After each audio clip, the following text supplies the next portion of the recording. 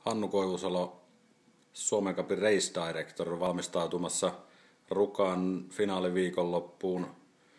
Avataanpas tässä kohtaa vähän sitä, että mitä Race Director oikein Suomen Cupissa touhuu?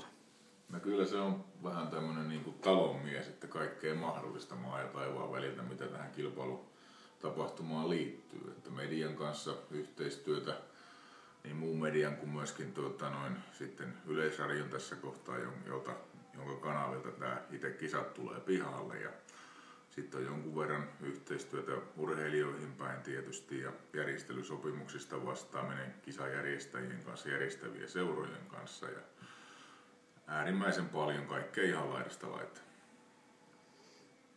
No miten kisaviikonloppu kaikkinensa koostuu lauantaina?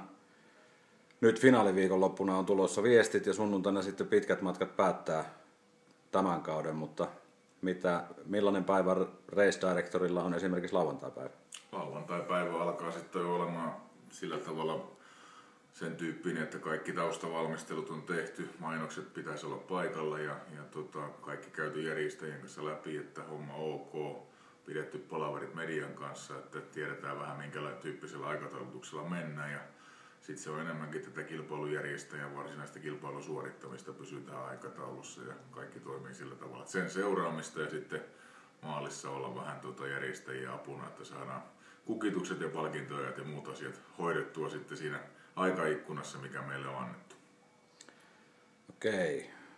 Suomen Cup tosiaan viikonloppuna päättyy, historian ensimmäinen vuosi kohta sillään takana. Minkälainen fiilis Race Directorilla tällä hetkellä tuotteesta nimeltä Suomen Cup?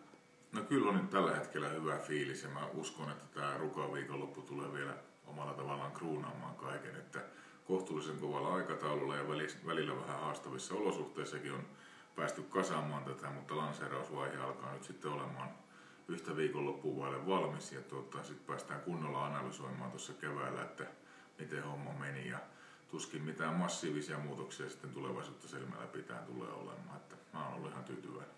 Kiitos Hannu. Kiitos.